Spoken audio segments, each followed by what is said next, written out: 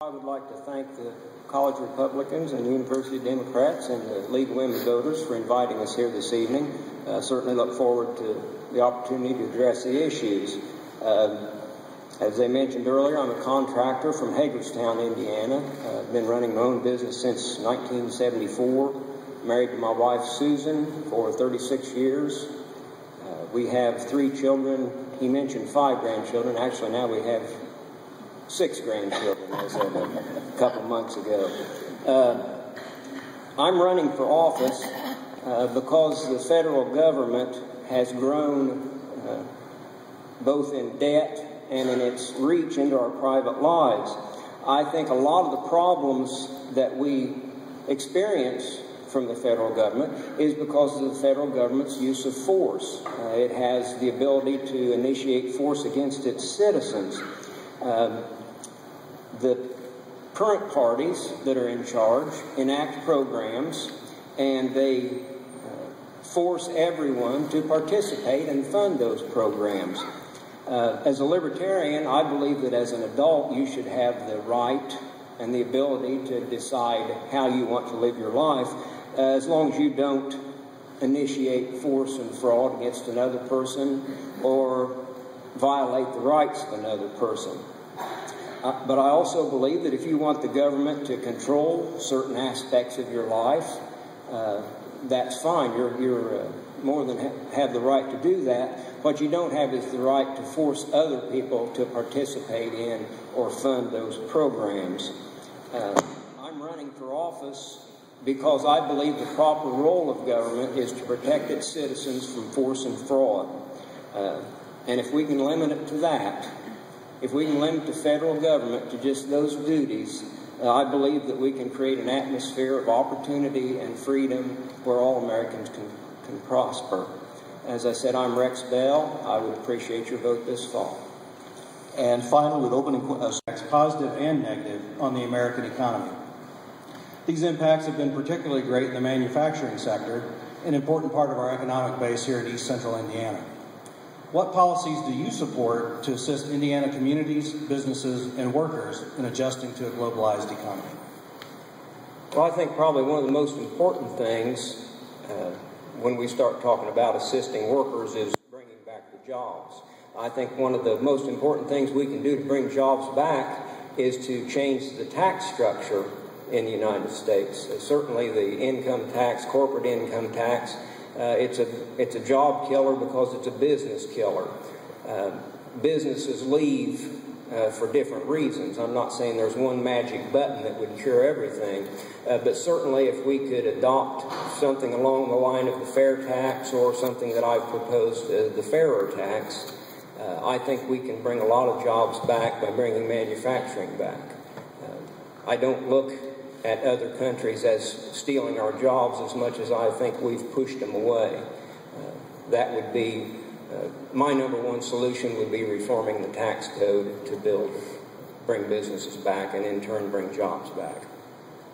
That question goes next to Mr. Bookout.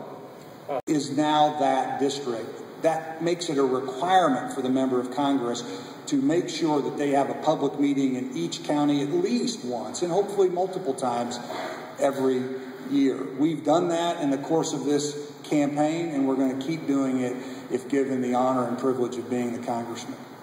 And finally, Mr. Bell. As a libertarian, I know exactly how big the 6th district is. When you try to run a campaign in 19 counties on a libertarian budget, it's a scary thing, I'll guarantee you that. As far as where I would have offices at, that's so far out, you know, I would basically have to say wherever I can afford, wherever they're needed. I certainly depend a lot on the electronic media now. I think that's, you know, kind of taken over.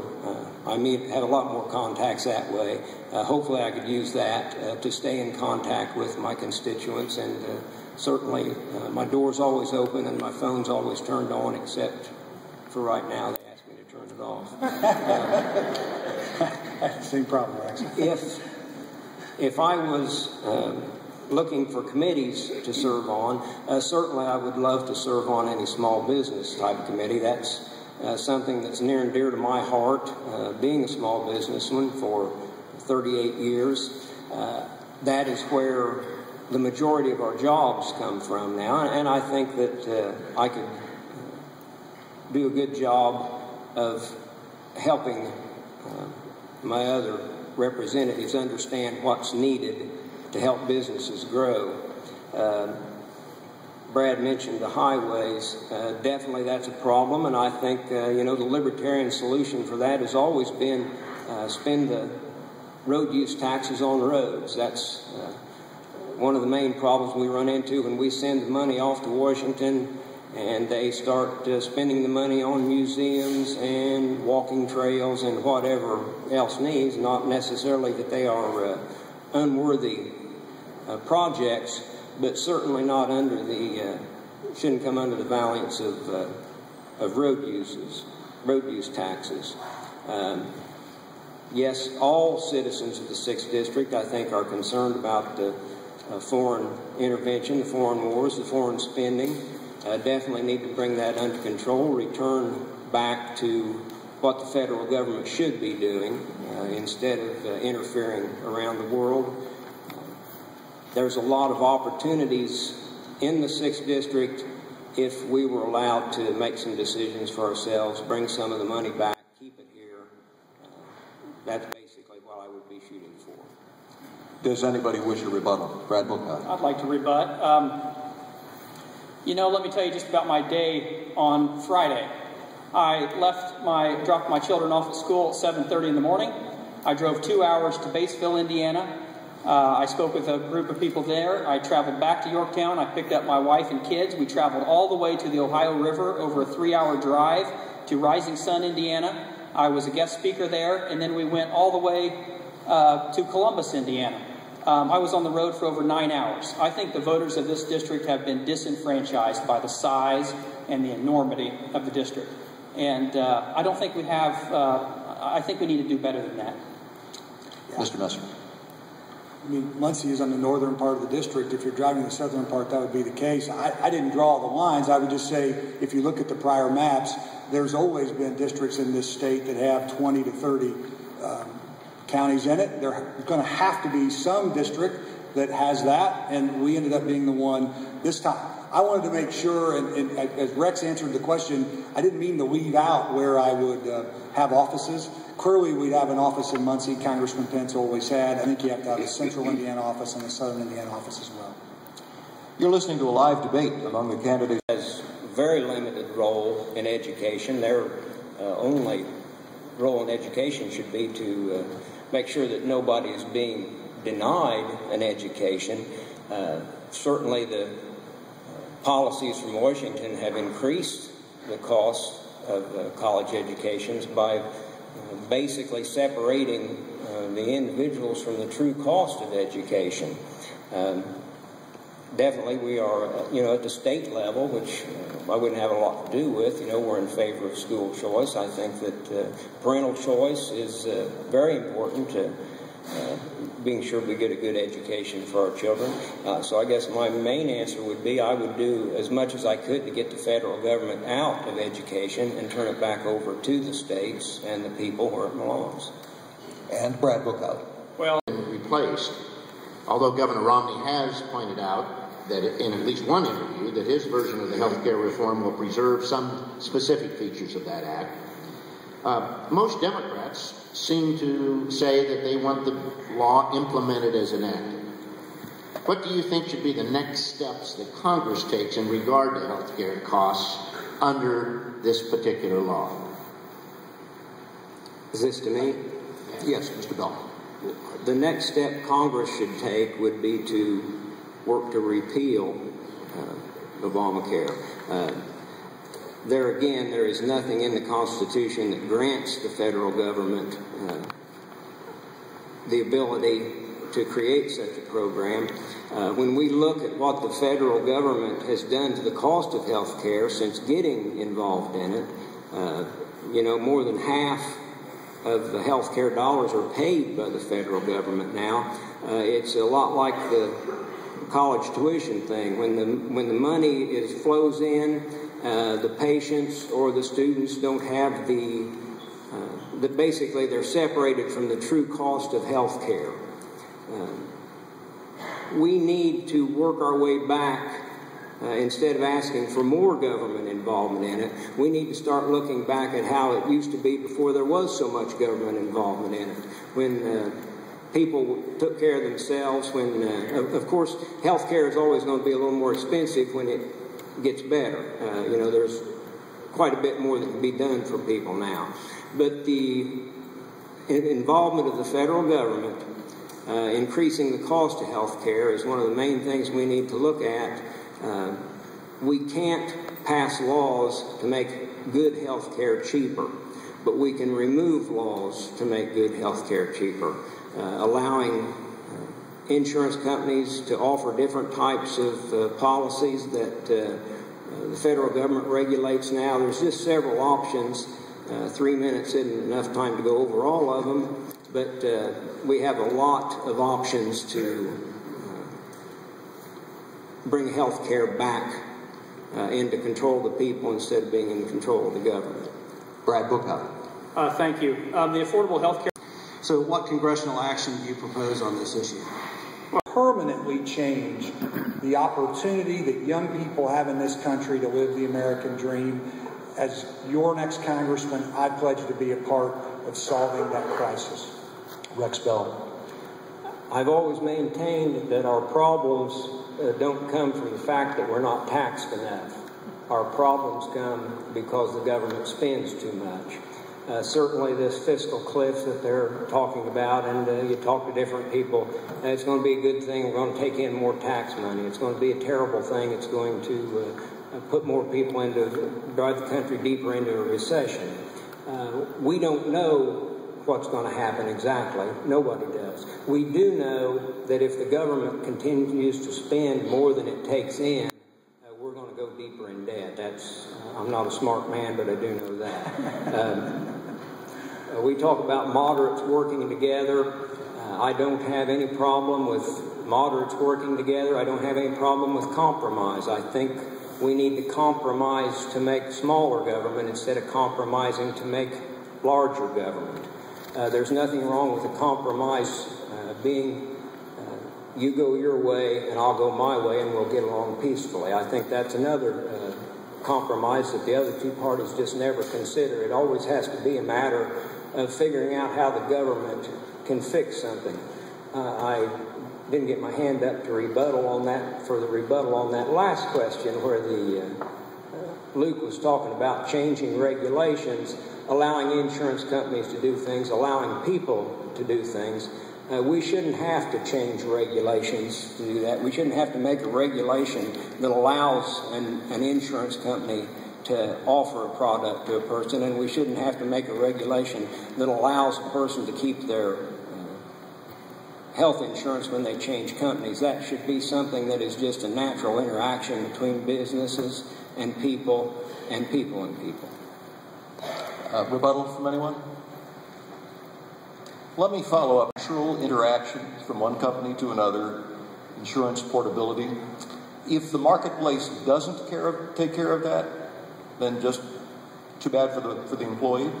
I don't have any inclination that the marketplace wouldn't take care of it if it wasn't for government intervention. If the government would allow, if one insurance company doesn't offer a product that somebody wants, another insurance company will. If a company doesn't offer a job that somebody wants, somebody else will. I'm a big believer in the free market. I think that anytime the government gets involved, it's going to hamper the free market, and I think the free market is what grew America to where it is now, and I think abandoning the free market has brought us on a lot of our problems that we have now. Mr. Messers? And to clarify, and I think Rex probably understands, the current law prohibits portability of policies. Current law prohibits competition across state line, and current law limits the opportunities for small business folks, for example, to enter into pools. What I'm suggesting is that we change the law to eliminate those prohibitions and let the free market work. Mr. Bookout, anything to add to that? I think that we have to address revenue. And we're overlooking that with all the detaxation and deregulation. We can't detax and deregulate ourselves to prosperity. We've seen that try to work, and it didn't work out for us.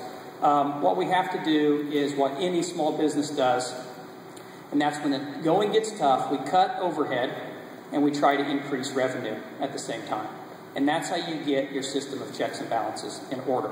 And it's not a system of overtaxation. It's not a system of over-regulating society. It's a system of common sense. We do it every week, sitting around our kitchen tables, balancing our own checkbook. And we can do it in Washington, D.C. Yeah, I mean, the only comment I would make is America's corporate tax rate is the second highest in the world. And we need to be very careful about raising taxes on our job creators, or we won't have the taxpayers we need to pay for our budget. I think we're ready for our next question. Professor Shealy. Yes, to Mr. Messer. Let's change to foreign policy for a moment. Exactly what do you think should be the objectives of the American foreign policy and defense policy? And could you explain why you think those objectives are the proper ones?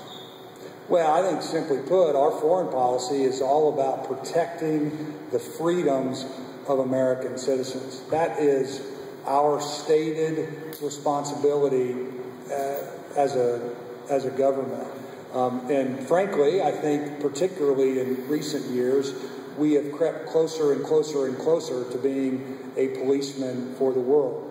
Now, understand, America has a leadership role to play in the world. We can't close our shutters and pretend that nothing happens beyond our borders. But I think we ought to be acting where best in American interest. I think whenever we engage overseas in any military activity, there ought to be clearly defined objectives and a very clearly defined exit strategy. And frankly, I think it would be fair to say, and as much as we all admire the hard work of the fighting men and women of our armed services as they fought these challenges overseas, I think those engagements were not as clearly as defined as they could be. Mr. Bell. Well, definitely, I believe that the role of our federal government and our foreign policy should be to protect United States citizens from attack, from force. Where we are at now with troops in 170 countries around the world, with foreign aid to, I have no idea how many countries we send foreign aid to. The benefit that the American citizens see from that is minimal compared to the benefit that the industrial complex sees from that. That's basically what our foreign policy is based on now. We are in 3-4 wars now, probably getting ready to start another one. It's time for us as a nation to say we're going to protect our troops by bringing them home to protect us. I'm not talking about isolationism. I believe we should have free trade with the whole world, and we should promote trade with the whole world. I think we can accomplish more through trade than we can from sending soldiers around the world.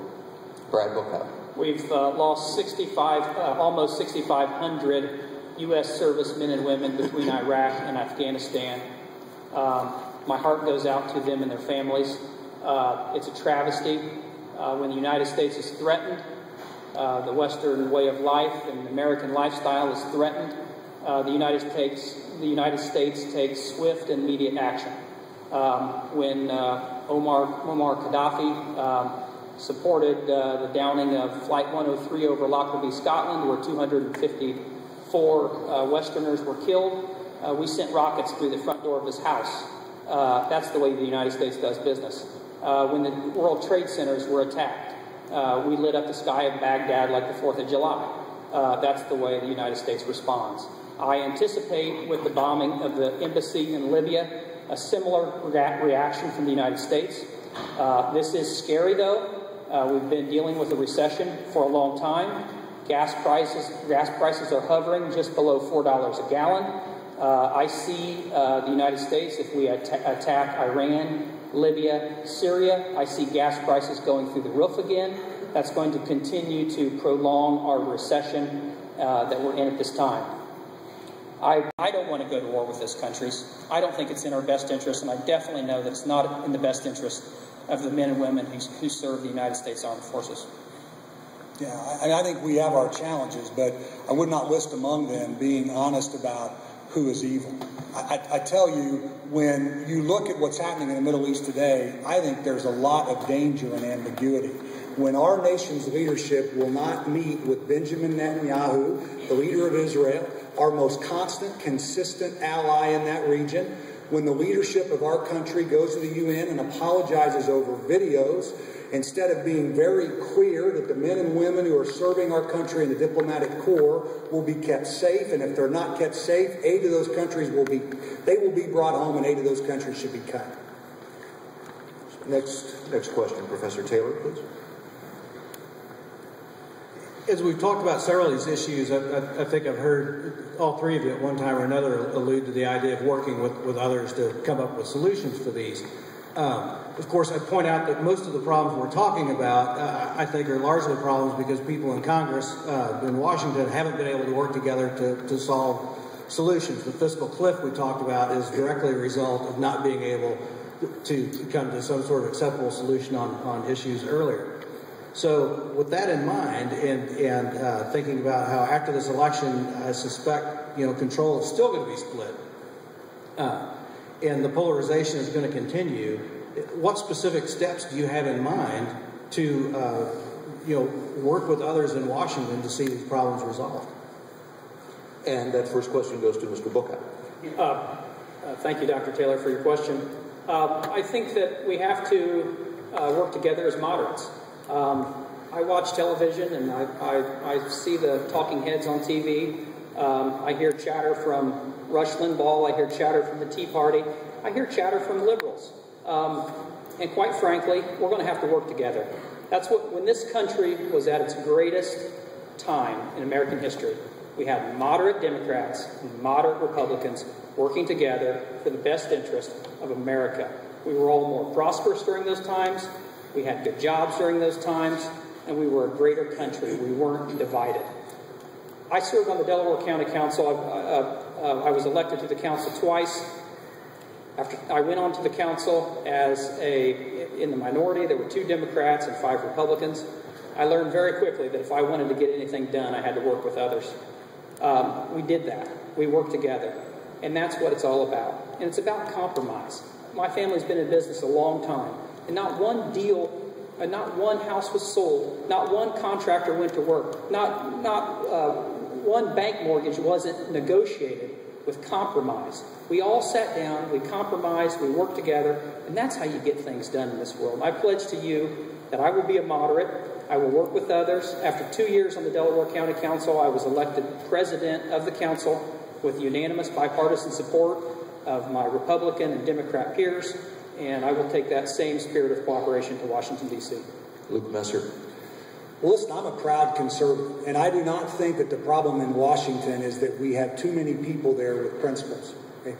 I think that there's nothing wrong with standing strong on principle where you cannot compromise, and I do believe there are areas where as a legislative leader, as a leader and anybody else in life, as Brad mentioned, in a family, where you have to look for those areas where you can agree and move forward.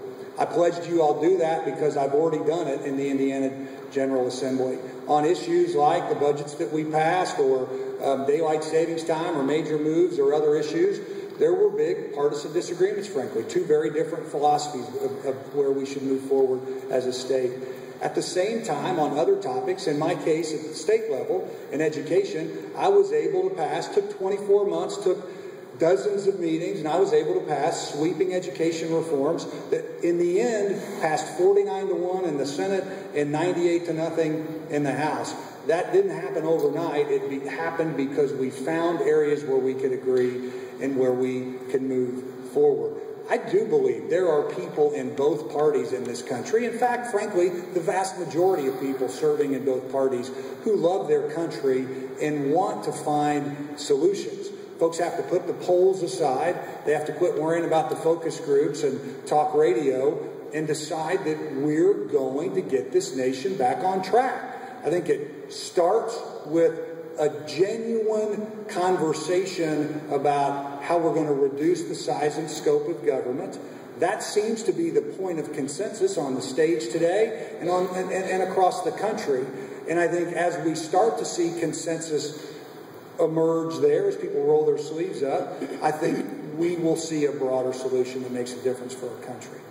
Rex Bell.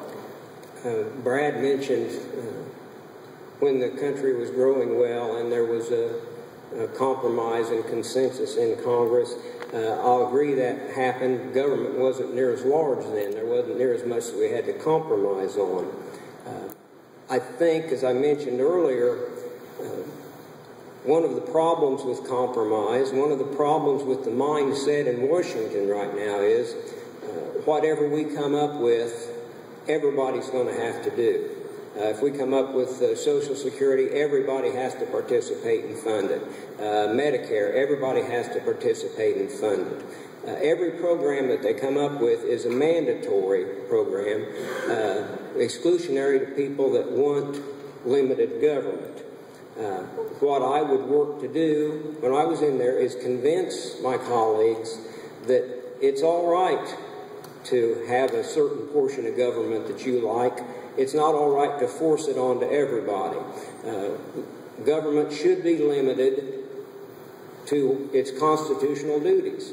Once we step beyond that, the force of government should be removed from those programs.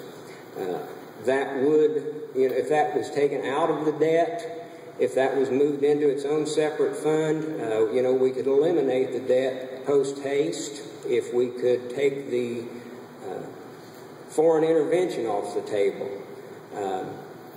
we could solve the debt problem very quickly. I know the Republican vice presidential candidate has a plan to balance the budget in 35 years or so. I don't think we've got 35 years. I think we need to get realistic about where we are, the debt that we have, the size of government that we have, and instead of fighting and compromising to make it a little bit smaller, we need to get back to where government offers for people that want that offer and leaves people alone that want to be left alone.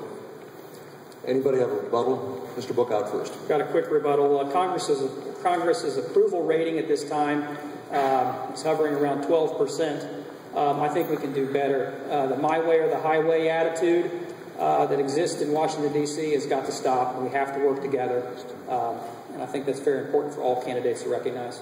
Luke Messer. Yeah, I agree with that. I mean, the only thing I would say is the old way of Washington compromise is this, right? 5 people show up in a room, 5 people, each of them have a great idea. We compromise and do all of them. Right? It's much harder to compromise when the answer has to be no. And frankly, I think folks are ready to send people to Washington, like Congressman Pence was, who are willing to say no to further big government spending. That's the kind of congressman I want to be. Okay. Follow-up from Chip Taylor. Okay, along those lines, thinking back to the fiscal cliff, at one point there's a proposal on the table that couldn't get sufficient support to pass that would have achieved deficit reduction with $4 of spending cuts for every $1 in tax increases. What sort of support would a proposal along those lines get among our candidates here? We should probably hold these to about 30 seconds because we're running out of time, John. Okay.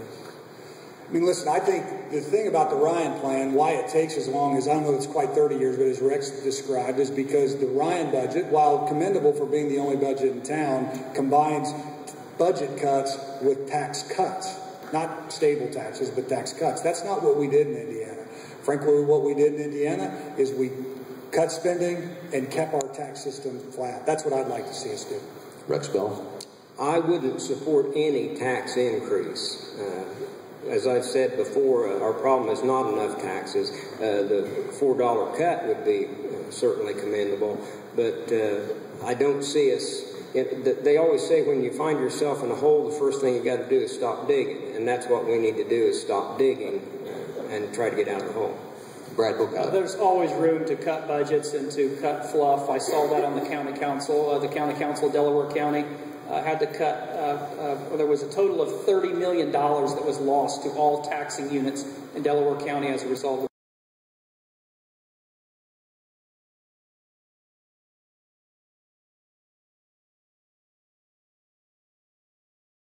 areas where there can be cuts made. I think it's what we have to do, though, is come together to make that happen. It's just a simple fact of not wanting to just say no to see the other party fail. We have to stop that attitude. I want to thank everyone for coming here this evening. I see all the Ball State students tweeting as this debate goes on. I very much wish that I had my phone right here so I could follow some of your tweets, so that's a mental note for next time. But with that being said, I'm delighted to be here, and I'm delighted to be anywhere. When the Dearborn County, when Mr. Messer and I sparred a little bit ago, when the Dearborn County Tea Party invited he and I there to debate, I was on it. I went. That's not my crowd. You know what? I didn't know what to expect when I walked into that room. They were polite and they were gracious, just like you were tonight. And that's the kind of camaraderie that we have to have as we go forward. We can agree to disagree. But you know what? That's what makes us great as a society. That's what makes the United States a great place. Our Constitution has endured for years. We can endure as a society, but we have to keep looking forward. We have to keep in mind our children, our grandchildren, our nieces, and our nephews. Where are they going to work? What are they going to do? Where are they going to go to school? Are they going to buy a house? Are they going to raise a family? Are they going to take a family vacation? Are they going to have enough money to buy back-to-school clothes for their kids? I want to ensure that that happens. We can do that by creating an economy whereby we lift ourselves up. Nobody's going to take care of us here in the 6th Congressional District except ourselves. And we have to fight hard on our own behalf. And I pledge to you that when I go to Washington, D.C., I will fight hard on your behalf. There are a lot of projects and there are a lot of things that we can do. I have compiled my plans into a campaign book called the Super Plan for Jobs in the 6th Congressional District.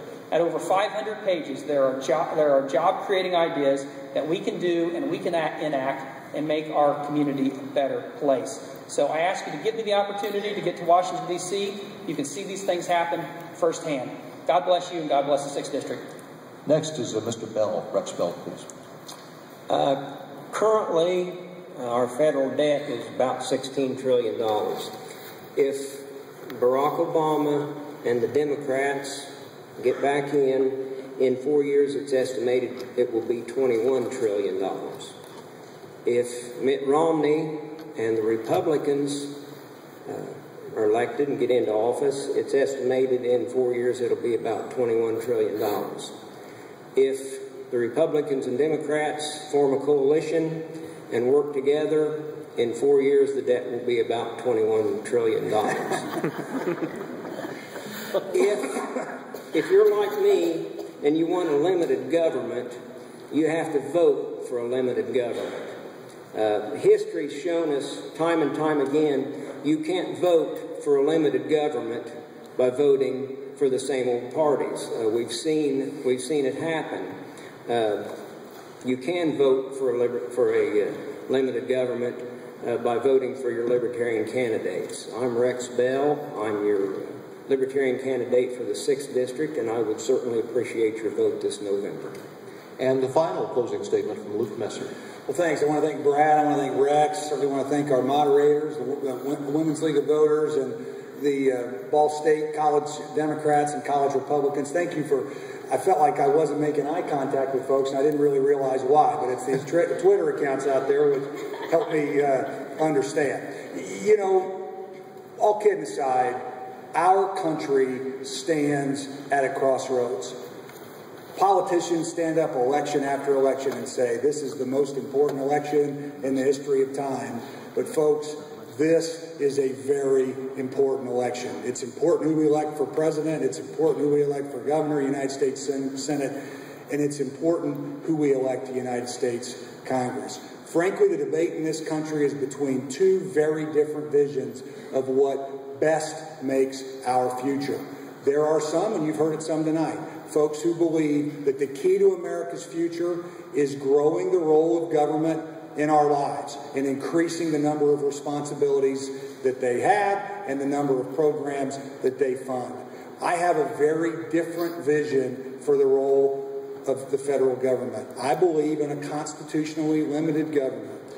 I believe in free enterprise and the benefits that can come in a free society when you have the opportunities that come with freedom.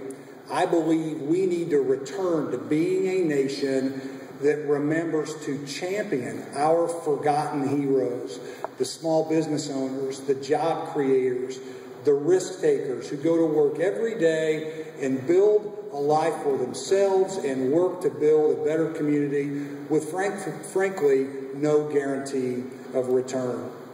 I understand the frustration that Rex and others have stated about politicians and leaders that haven't made a difference. Here in Indiana, we've had a model of leadership that has made a difference. We need to take that model to Washington. Thank you, gentlemen, for sharing your thoughts tonight in the race to represent you. Well, you know, when I first ran for office 12 years ago, no Facebook that I was aware of, a little bit of email, that was about it. You know, everything was print, newspaper, social media, Facebook, with my webpage now, it gives you a chance to really reach out.